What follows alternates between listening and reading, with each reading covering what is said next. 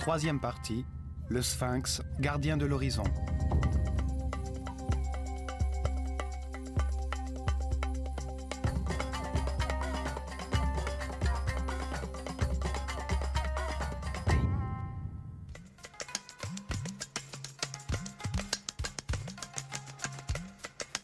Nous allons poursuivre notre histoire de l'école de mystère de l'œil d'Horus, une caste sacerdotale fermée qui a incarné le véritable pouvoir en Égypte.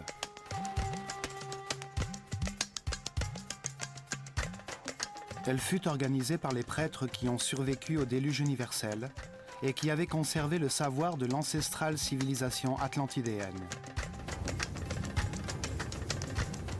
Des êtres très évolués qui ont vu dans ce cataclysme une chance de bâtir une nouvelle civilisation vouée à l'élévation spirituelle.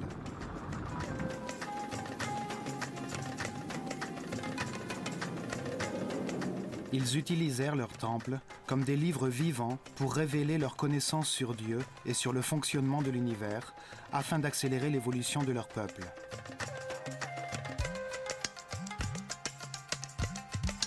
Ils concentrèrent dans ces temples tout leur savoir et toute leur richesse et en firent les vecteurs du développement de la civilisation égyptienne.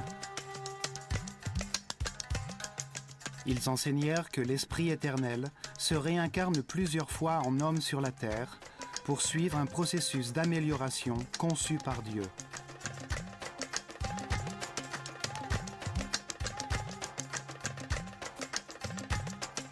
Il s'incarne dans de différents corps, nés dans des familles, des époques et des lieux différents, dans différentes conditions matérielles, économiques et sanitaires.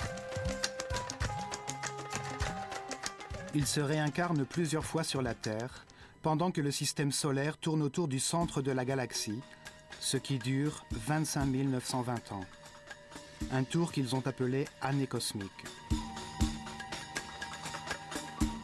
Pendant ce cycle, la conscience de l'homme est sous l'influence de l'énergie des différentes constellations qui déterminent les processus nécessaires pour son évolution, comme le Soleil détermine les changements de saison.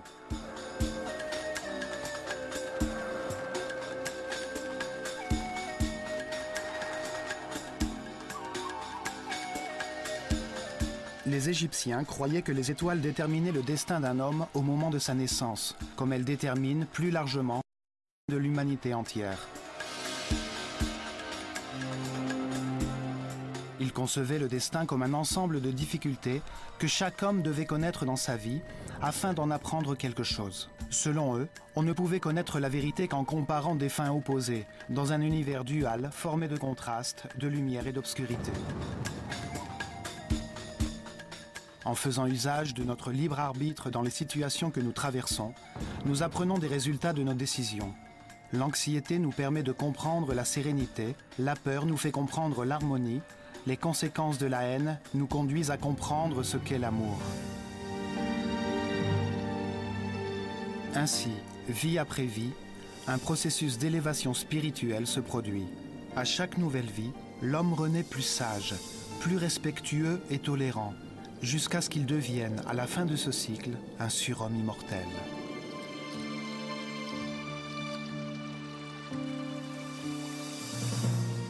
À ce moment d'illumination, il est capable de se souvenir de toutes les vies qu'il a vécues, de toutes les fautes qu'il a faites, en comprenant que, grâce à elles, il peut maintenant connaître la raison de son existence. Dans la paix et l'harmonie, à un très haut niveau d'énergie vitale, rayonnant d'amour en permanence, il peut accéder à des pouvoirs supérieurs, à une plus haute échelle de réalité pour atteindre un nouveau cycle d'évolution. Le processus d'évolution l'a tiré de son animalité originelle, en le transformant en un grand savant, en un être immortel et respectable qui ne connaît plus aucune limite.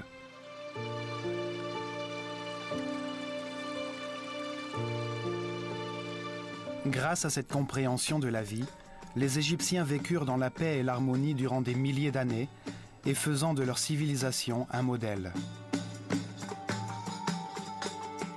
Les prêtres de l'œil d'Horus nous ont laissé ces vérités à l'intérieur de leur temple.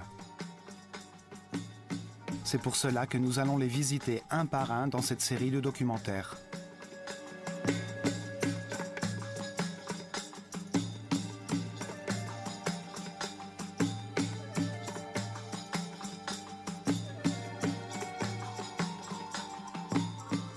Aujourd'hui, dans notre recherche de la vérité, nous irons au plateau Gizeh, comprendre le message du Sphinx. Un message qui nous parvient à travers le temps, car ce monolithe de pierre est une marque indélébile laissée à notre attention.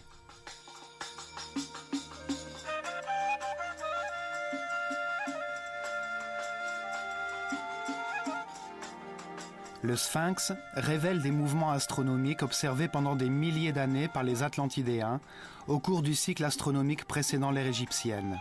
De nos jours, nous croyons que l'Atlantide n'était qu'un mythe.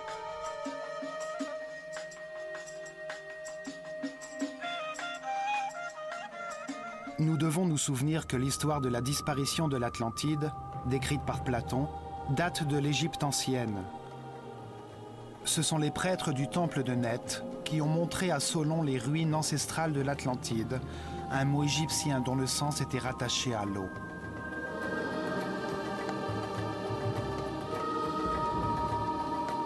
Le terme Atlu veut dire eau, ou plus précisément, la limite de la terre qui touche l'eau. Anti évoque la division d'un terrain. Le mot composé Atlanta se réfère donc à terrain séparé par de l'eau. Dans l'histoire racontée par Platon, la capitale de l'Atlantide, Poséinodis, était une belle ville construite en canaux concentriques qui partageaient des bandes de terre.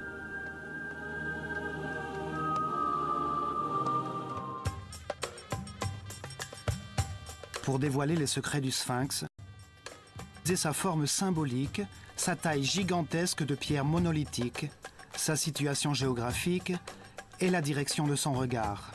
Nous reconstituerons les mouvements des étoiles après le déluge universel et nous verrons ce que veulent dire les signes d'érosion provoqués par les pluies sur son corps.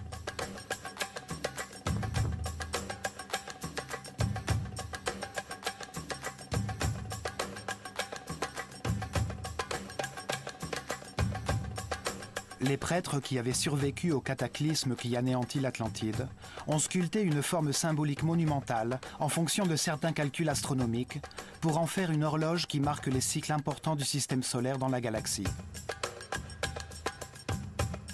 Nous analyserons ces calculs pour comprendre pourquoi le Sphinx est le plus grand et le plus ancien marqueur temporel sur la planète. La première date à y être inscrite fut le Zep Tepi. Le temps nouveau, le début de l'heure H de la nouvelle civilisation qui succéda à la destruction de l'Atlantide. Le Zep Tepi est le premier pas sur le chemin de la perfection spirituelle pour toute l'humanité. Le Sphinx est la première pierre sur cette route. La deuxième date enregistrée est celle de la dernière catastrophe, qui est survenue il y a 13 000 ans et que l'on nomme déluge universel. On trouve des traces de ce cataclysme sur toute la planète. D'autres parties du globe furent touchées en même temps que l'Égypte. Les prêtres, dans leur sagesse, avaient conservé la mémoire d'autres catastrophes précédentes, dont une était survenue au commencement de la civilisation atlantidéenne, il y a environ 38 000 ans. Ils savaient que ces catastrophes étaient cycliques et qu'elles avaient lieu à chaque changement d'année cosmique. Cette rémanence cyclique les a confortés dans l'idée que les étoiles marquaient la durée de tous les cycles dans les différentes échelles universelles. Ces caractéristiques du Sphinx montrent l'importance à tous les niveaux du grand cycle cosmique. La rotation du système solaire autour du centre de la galaxie détermine la durée des structures physiques qui soutiennent les organisations humaines, puisque tous les 25 920 ans, une catastrophe survient et laisse place à une nouvelle forme de développement, à une nouvelle organisation du monde.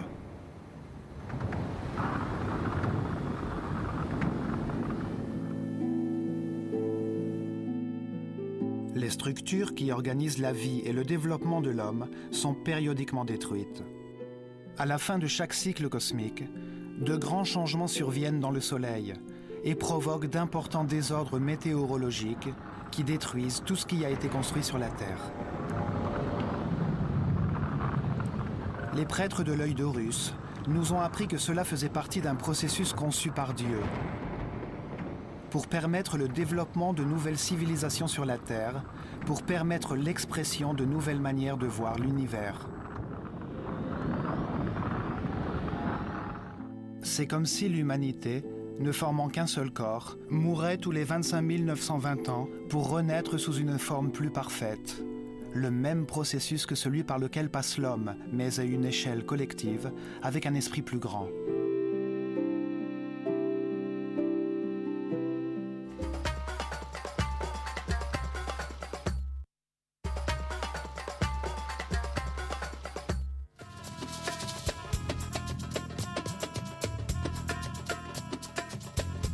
Dans la sphère céleste, au-dessus du pôle Nord, se trouvent 6 constellations.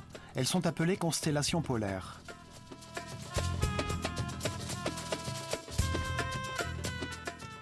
Plus bas, près de l'équateur, se trouvent 12 constellations zodiacales. En sachant dans laquelle des 6 constellations polaires et dans laquelle des 12 constellations zodiacales se trouvait la Terre à un moment donné, nous pouvons déterminer exactement quelle date il était à cet instant. Le système solaire tourne autour de la galaxie le long d'une ligne imaginaire appelée l'écliptique. Chaque rotation dure 25 920 ans, un cycle perpétuel que les prêtres égyptiens ont appelé l'année cosmique. Ils ont divisé ce tour de 360 degrés du système solaire dans la sphère céleste en 12 secteurs de 30 degrés. Le Soleil met 2160 ans pour traverser chacun d'entre eux. Ce sont les 12 constellations. Chacune a un nom d'animal. Elles forment le zodiaque, ce qui veut dire le cercle des animaux.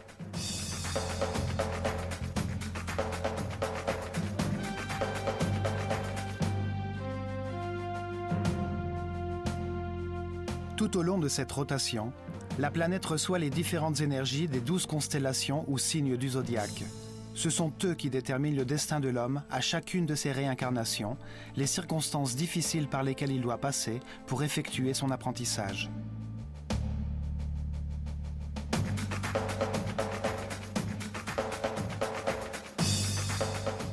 En partant du point où se trouve actuellement le système solaire, au degré 0 de l'écliptique, à la fin de l'ère du Poisson et à l'approche de la nouvelle ère du Verseau, nous reculons de 180 degrés. C'est là où le système solaire se trouvait il y a 12 960 ans, à 180 degrés de l'autre côté de l'écliptique, dans la constellation du Lion. Les scientifiques d'aujourd'hui nous disent que cette époque correspond environ à la fin du Pléistocène, quand les glaces ont fondu et que le déluge universel est survenu.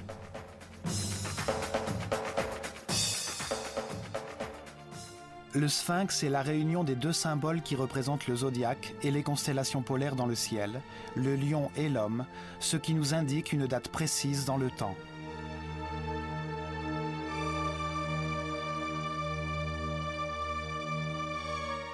Cet animal hybride représente les 2 zones célestes dans lesquelles ces étoiles se trouvent. Le corps du lion représente la constellation du lion. L'homme est le symbole de la constellation polaire, que nous appelons aujourd'hui Hercule, et que les Égyptiens appelaient Toum, l'Adam de la mythologie astronomique. Le mouvement combiné de ces 2 niveaux célestes est appelé pari-passu. La paire de constellations que la Terre traverse dans son parcours autour de la galaxie, que les scientifiques nomment la précession des équinoxes. Le sphinx marque ainsi le Zep-Tepi, le nouveau temps.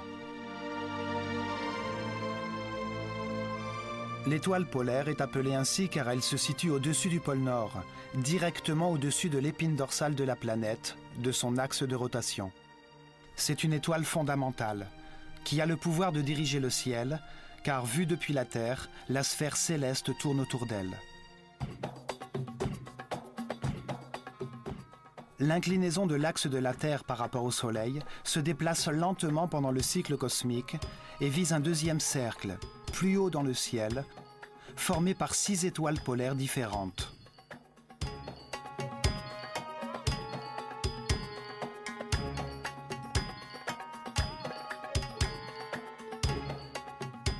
Les Égyptiens ayant hérité de cette connaissance des étoiles, ils savaient qu'en divisant ce deuxième cercle en segments de 60 degrés, ils constateraient que l'axe de la Terre pointe en direction d'une étoile polaire différente tous les 4320 ans.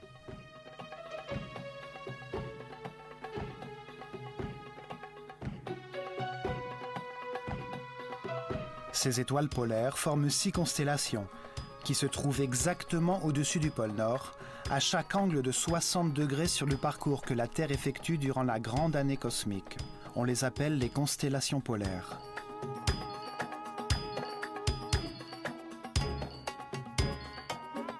Dans la constellation de la Petite Ourse se trouve l'étoile Polaris, qui est notre étoile polaire actuelle.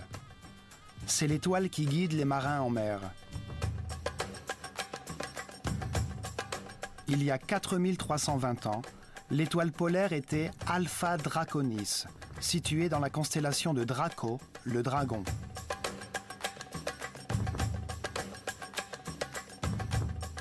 Il y a 8640 ans, le pouvoir céleste résidait dans l'étoile polaire de la constellation d'Hercule ou de l'Homme.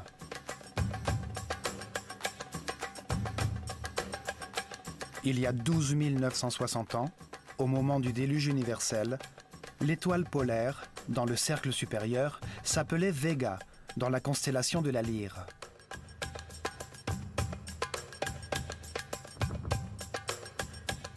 Encore 60 degrés en arrière, il y a 17 280 ans, l'étoile de Deneb, dans la constellation du Cygne, brillait dans le pôle Nord. Il y a 21 600 ans, Alphyrque, dans la constellation de Céphée, se trouvait au-dessus du pôle.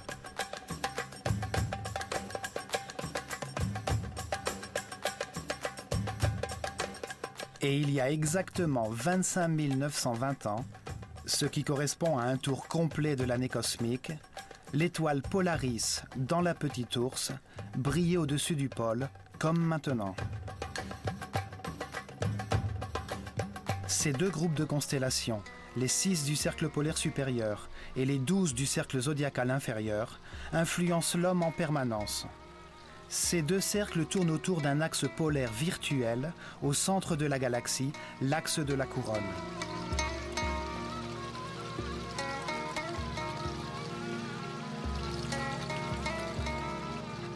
Pour les Égyptiens, toutes les sphères célestes reposaient sur ces colonnes polaires, disposées symétriquement, à chaque angle de 60 degrés, sur le cercle vers lequel pointe l'axe de la Terre dans son voyage à travers la galaxie.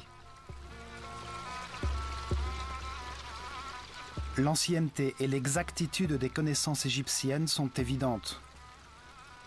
Les prêtres, les gardiens du temps, ont hérité de données astronomiques qui avaient plus de 26 000 ans. Les astronomes modernes ont pu prouver l'existence de ces deux mouvements, qu'ils appellent la précession des équinoxes, car c'est à travers les changements dans l'axe des équinoxes qu'ils ont pu les vérifier. Le Soleil, vu de la Terre durant une année solaire, semble avoir 4 coins, 4 positions qui limitent ses mouvements dans l'horizon. Elles correspondent aux solstices d'été et d'hiver et aux équinoxes d'automne et de printemps. Le solstice d'été, le 21 juin, est le jour le plus long et par conséquent la nuit la plus courte de l'année. Le solstice d'hiver, le 22 décembre, est le jour le plus court et la nuit la plus longue de l'année. Les équinoxes d'automne et de printemps sont 4 jours pendant lesquels le jour et la nuit ont la même durée.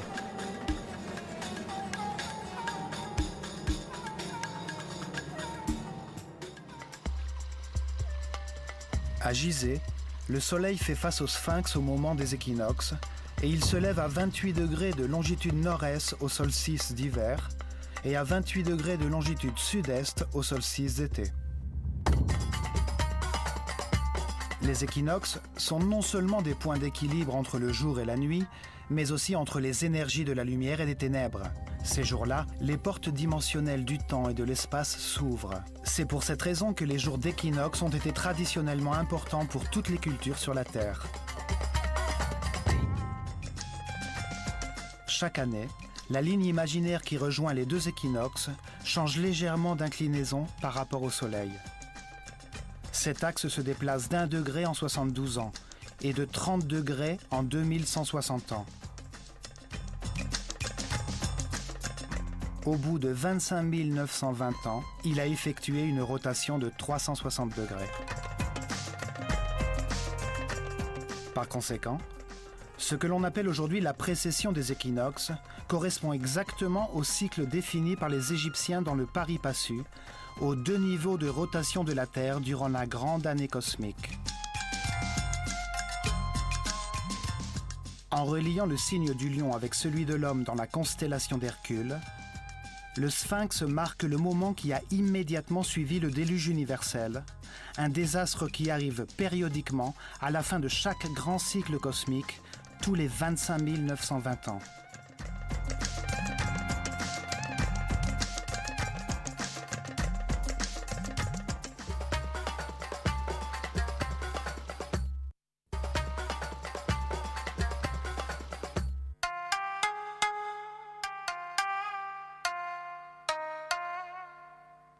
Le Sphinx est la plus grande sculpture sur Terre.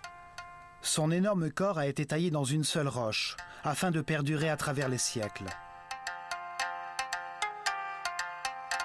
Ce monolithe géant, d'un seul tenant, fut érigé sur le plateau de Gizeh. Il mesure 80 mètres de long, 13 mètres de large et 20 mètres de hauteur. Il est aussi grand qu'un pâté de maison. Pour former son corps, les Égyptiens ont sculpté d'énormes blocs de pierre qui ont ensuite été utilisés pour construire 2 énormes temples en face de lui.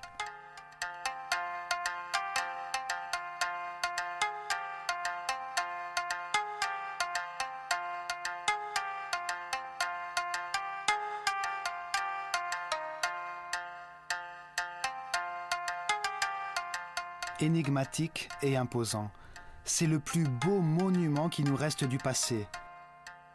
Il a vu à ses pieds naître, changer et disparaître plusieurs cultures.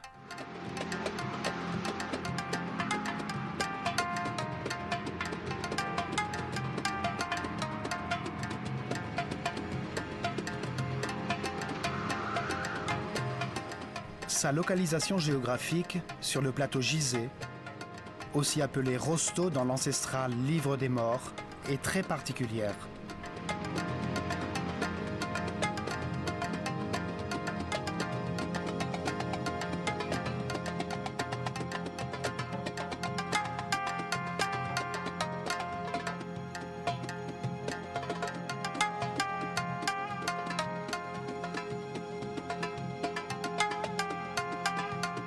Son corps de lion est situé par rapport à l'équateur, à 30 degrés de latitude nord, et presque exactement sur le méridien qui se trouve au 30e degré de longitude entre le pôle nord et le pôle sud.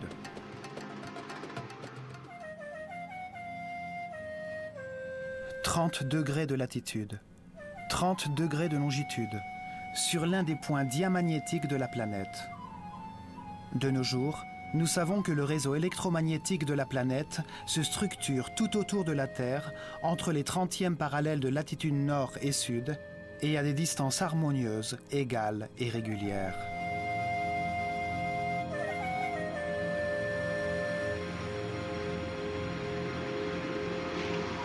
Toutes les créatures, aussi petites soient-elles, possèdent un réseau neuronal, une matrice qui canalise et diffuse harmonieusement l'énergie dont leur corps a besoin.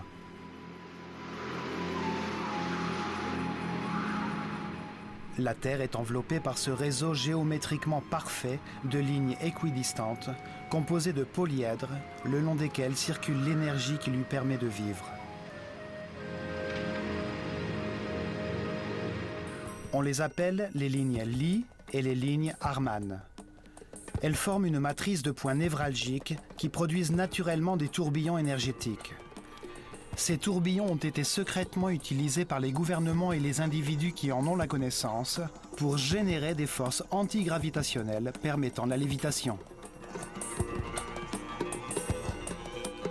Ces tourbillons électromagnétiques sont harmonieusement répartis sur la surface du globe et provoquent des désordres magnétiques et énergétiques avérés. Le triangle des Bermudes, du dragon et du démon, où des disparitions mystérieuses ont eu lieu, sont des points diamagnétiques reconnus. D'autres cultures que les Égyptiens ont judicieusement bâti des pyramides sur des points diamagnétiques.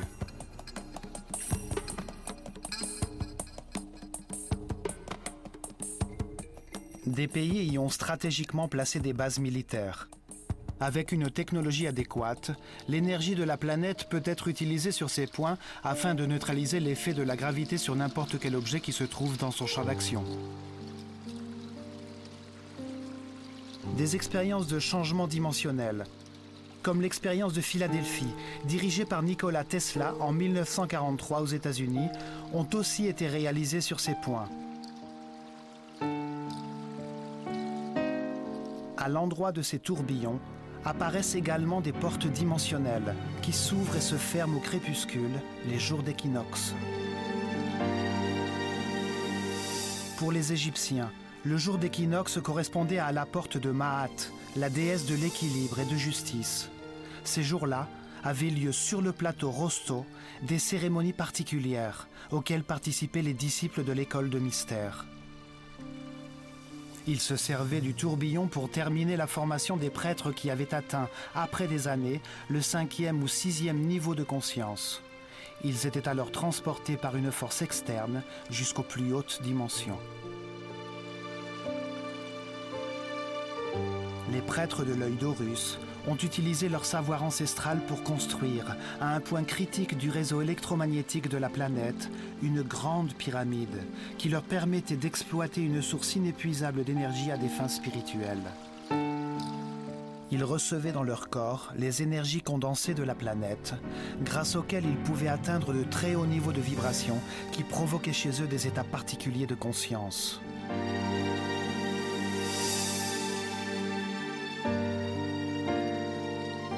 La grande pyramide était appelée l'arche de Ra-Armakou et elle a été construite sur un tourbillon électromagnétique qu'ils pouvaient ainsi utiliser les jours d'équinoxe quand les domaines de la lumière et de l'obscurité étaient équilibrés par Maat.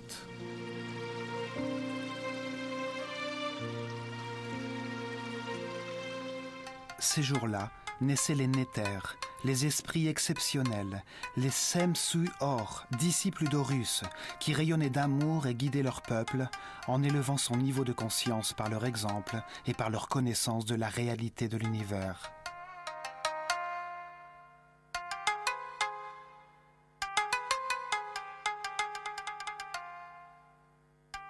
Dans le livre des morts, dans la 5e section appelée Rosto, apparaît une forme pyramidale gardée par 2 sphinx en forme de lion qui font face au soleil à chaque équinoxe et qui protègent l'entrée au royaume de Sokar.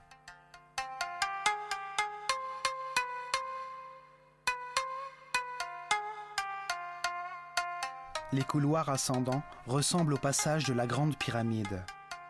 C'est là où a eu lieu la transformation finale de l'Osiris que chaque être humain porte à l'intérieur de lui-même. C'est là où se produit l'illumination qui le transforme en Horus, le surhomme immortel. La forme du lion est, elle aussi, fortement liée à ce processus d'évolution. Le lion est l'animal le plus évolué, et pour les Égyptiens, il représente le moment final d'une conscience d'animal qui évolue vers l'état de surhomme.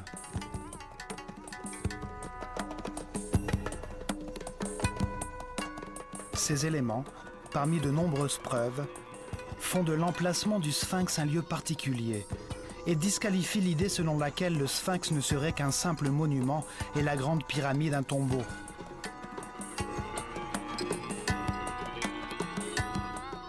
Deux raisons ont fait naître la conviction que le pharaon Képhren, qui a régné entre 2520 et 2494 avant Jésus-Christ, est celui qui a ordonné de le sculpter dans un même bloc de roche. La première raison est qu'on pense que son visage ressemble à celle d'une statue de diorite noire du pharaon Képhren qui a été retrouvée enterrée la tête à l'envers près du Sphinx dans le temple de la vallée. Cette statue le représente avec un faucon sur la nuque. Nous avons retouché l'image du Sphinx à l'aide d'outils numériques pour obtenir une approximation de son visage à l'état original.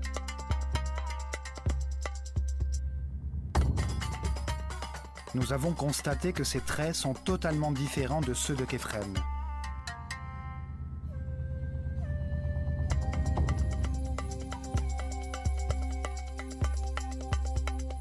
Il est reconnu que le Sphinx était appelé Abu-Ol et que pendant très longtemps, il a été peint en rouge, la couleur de l'Égypte.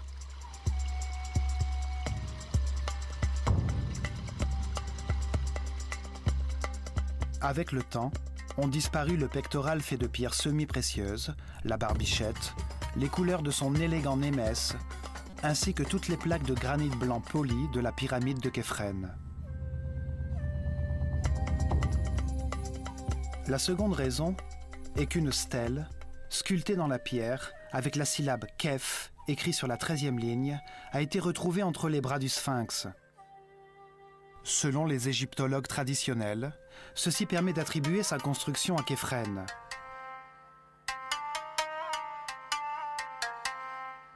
La stèle a été réalisée sous le règne du pharaon Thoutmôsis IV, entre 1401 et 1391 avant Jésus-Christ, pour commémorer la restauration du Sphinx, grâce à laquelle on put retirer le sable qui le recouvrait jusqu'au cou. La stèle indique que le Sphinx est la personnification d'un grand pouvoir magique qui a existé à cet endroit depuis le début des temps, depuis le Zep-Tépi. Son texte dit que, quand il était très jeune, Thoutmôsis IV a vu le Sphinx en rêve et que celui-ci lui a promis qu'il deviendrait pharaon s'il le faisait désensabler.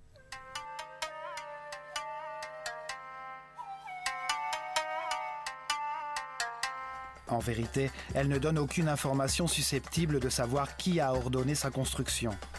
Il n'y est fait aucune mention de Képhren comme bâtisseur du Sphinx. Il fut sûrement l'un des restaurateurs qui, comme Thoutmôsis IV, ont enlevé le sable qu'il avait recouvert au cours du temps. Une autre pierre sculptée, appelée la stèle de l'inventaire, retrouvée dans Gizeh par Auguste Mariette, indique que le pharaon Khéops, le prédécesseur de Képhren, a ordonné la construction d'un temple à côté du Sphinx, ce qui prouve que le Sphinx existait déjà et que son successeur ne pourrait donc pas l'avoir construit. Pourtant, cette stèle n'a pas été reconnue par les égyptologues orthodoxes, qui considèrent qu'elle n'est pas d'époque, car le style dans lequel elle est écrite ne correspond pas à celui en usage sous le règne de Khéops.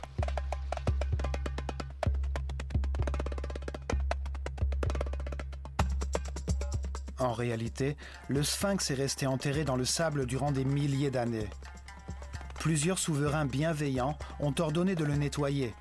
Il était alors désensablé pendant quelque temps, mais on le négligeait de nouveau.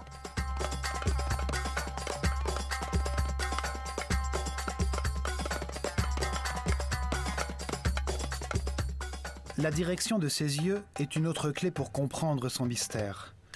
Sa tête d'homme fait face à l'est. Il a ainsi contemplé le lever du soleil pendant des milliers d'années.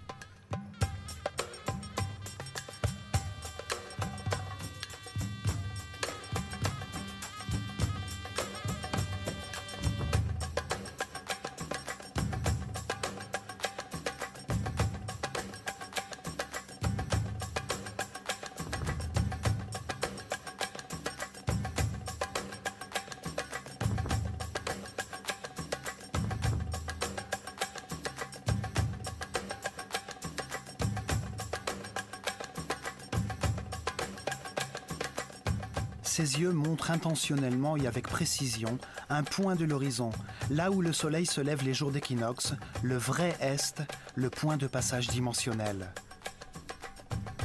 La variation de l'angle de la ligne imaginaire qui, en passant par le Soleil, réunit l'équinoxe de printemps et l'équinoxe d'automne, est aujourd'hui utilisée pour mesurer la variation d'angle ou précession des équinoxes tout au long de la grande année cosmique. Son angle varie d'1 degré en 72 ans, de 30 degrés en 2160 ans et de 360 degrés en 25 920 ans. Elle marque l'année cosmique, le cycle qui détermine les réincarnations de l'homme et la survenue de cataclysmes périodiques.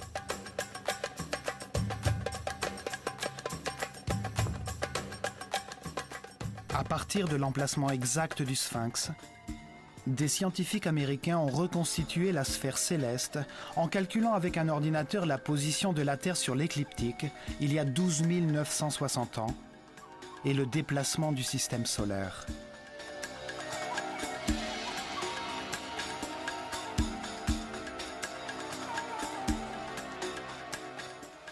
Ils ont confirmé qu'à cette époque, au point exact vers lequel regarde le Sphinx, le vrai est de l'horizon, à une latitude de 30 degrés, se levaient chaque nuit les étoiles de la constellation du Lion.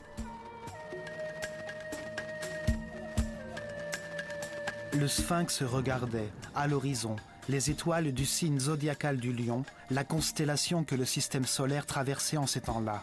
Ces travaux confirment donc le message que le Sphinx veut nous transmettre sur le temps, sur sa forme symbolique et sur son emplacement précis. Au même moment, à 90 degrés au sud, se trouvait la constellation d'Orion, à 9 degrés sur la ligne du méridien nord-sud.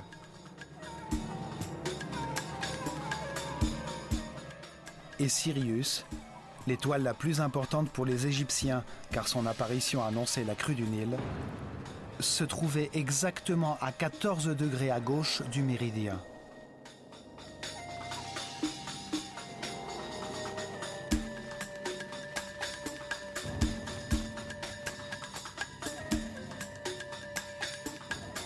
La date que le Sphinx nous indique, le début de la nouvelle civilisation, le Zeb Tepi, est confirmée par la relation entre sa forme symbolique et la constellation zodiacale du Lion, d'une part, et de la constellation polaire d'Hercule, d'autre part. La direction de ses yeux, indiquant l'équinoxe printanier au lever du soleil, et la constellation du Lion la nuit, fait de lui une horloge astronomique tout à fait exacte. Son emplacement a été choisi avec une grande précision pour en faire le porteur d'un message à l'intention de tous ceux qui, à l'avenir, chercheraient la vérité. Il nous dit que le cycle le plus important pour l'homme est l'année cosmique et nous montre un emplacement du réseau électromagnétique de la planète.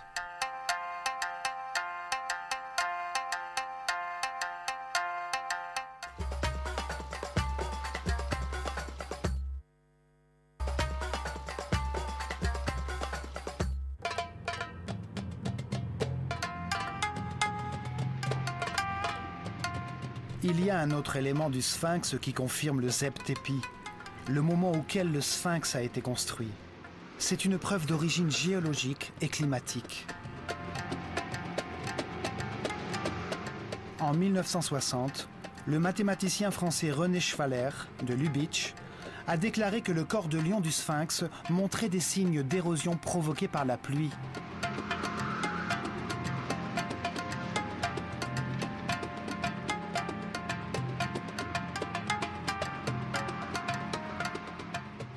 Cette révélation fut accueillie avec stupéfaction, car il est connu que le Sphinx a été enterré dans le sable jusqu'à son cou 90% du temps pendant les 4500 dernières années.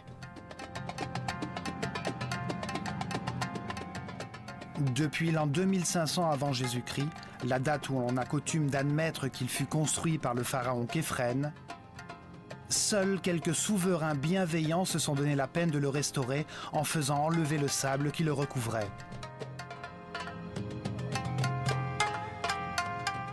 L'un des derniers désensablements fut ordonné par Napoléon, quand il était en Égypte.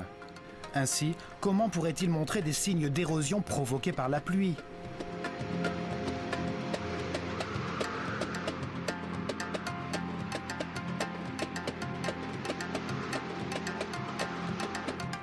En outre, il a été prouvé que le climat en Égypte a été le même pendant ces 4500 ans, aride, sec, avec des pluies rares.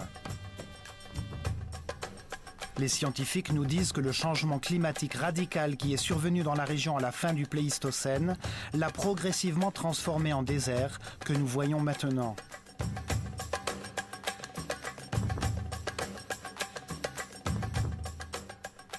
Cela signifie que la pluie qui a érodé le corps du Sphinx pourrait être tombée seulement entre les années 10 960 et 5000 avant Jésus-Christ, quand le plateau Gizeh s'est transformé en désert de sable et que le Sphinx a été enterré jusqu'au cou, protégé du temps.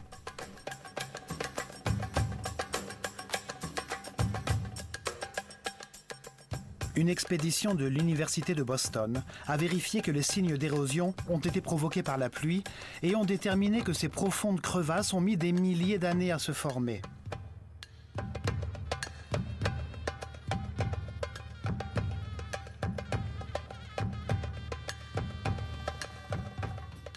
Ceci confirme l'antériorité du Sphinx et relance le débat sur la date de commencement de cette civilisation, point sur lequel les égyptologues orthodoxes ne sont pas venus à s'accorder. Il nous reste très peu de traces des monarques égyptiens, et celles qui restent ne sont pas toujours reconnues. Le papyrus de Turin et la galerie des cartouches, dans le temple d'Osiris, à Abydos, énumèrent les noms des pharaons dont l'existence est avérée.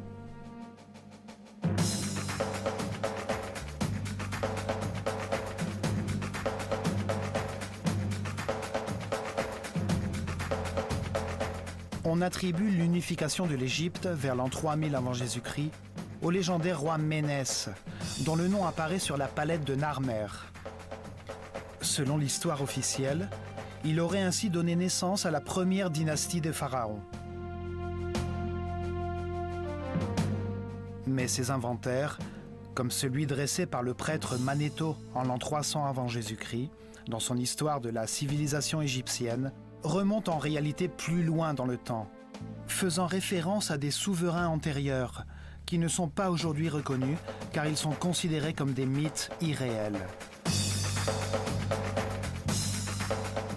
Ce sont les Shemsu-Hor, les disciples d'Horus, des ancêtres divins, des êtres éclairés qui ont gouverné l'Égypte pendant 13 900 ans. Puis vient le tour des Aku, ou hommes sages, d'autres monarques exceptionnels qui, d'après ces documents, ont dirigé l'Égypte pendant 11 000 ans, avant l'avènement des pharaons qui régnèrent durant 30 dynasties.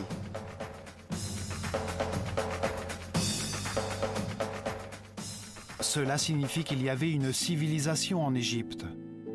Avant même le déluge universel, pendant le cycle atlantidéen, avant le Zep-Tépi et le commencement d'un nouveau cycle intégrant les connaissances antérieures. Ceci explique aussi une des incohérences de l'histoire officielle, qui fait débuter la civilisation égyptienne vers l'an 3000 avant Jésus-Christ. Il est inconcevable que l'art, la science, les techniques d'architecture et l'écriture hiéroglyphique aient pu être aussi développées dès cette époque. Certaines des réalisations des premières dynasties surpassent les développements ultérieurs.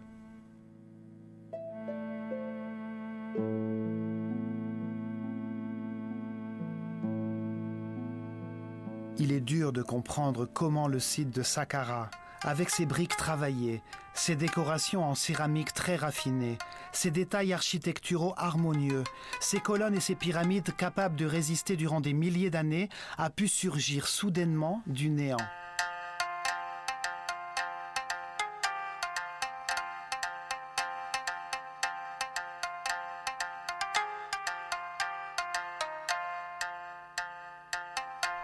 C'est comme si notre civilisation actuelle avait subitement construit une navette spatiale, sans avoir jamais connu les avions de toile, le DC-3 ou les vols Gemini qui conduisent l'homme sur la Lune. Il est clair que la civilisation égyptienne a hérité du savoir accumulé durant le cycle précédent et qu'elle a été guidée dès son commencement par une caste sacerdotale d'êtres très évolués spirituellement, comme l'attestent les découvertes archéologiques retraçant la liste des souverains égyptiens.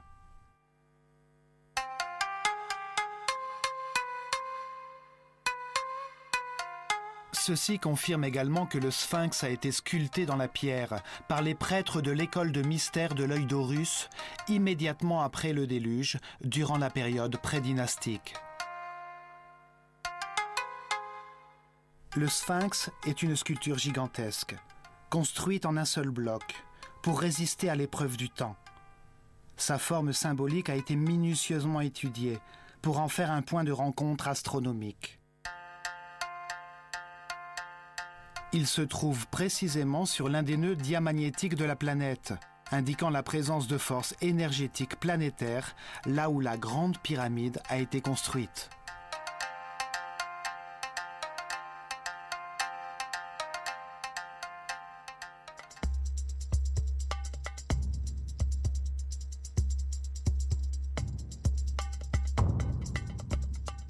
La direction de son regard, vers un point précis de l'horizon, où le soleil se lève les jours d'équinoxe, montre l'importance de la porte de Maat, l'entrée du royaume de Sokar, au moment d'équilibre entre le jour et la nuit.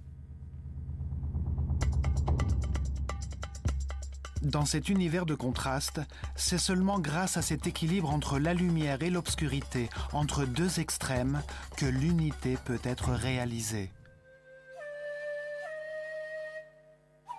Ce niveau de compréhension ne peut être atteint qu'en évaluant les résultats de décisions prises au cours de nombreuses réincarnations, pour trouver la voie du respect et de la tolérance, de la paix et de l'harmonie. Tous les temples de la civilisation égyptienne ont porté ce message, le chemin du perfectionnement par la réincarnation pour atteindre l'illumination était le fondement de leur foi. Le sphinx montre également que la civilisation égyptienne remonte à très longtemps, au commencement du monde nouveau, le Zep-Tepi, il y a 12 900 ans, quand les étoiles de la constellation de Lion brillaient en face de lui.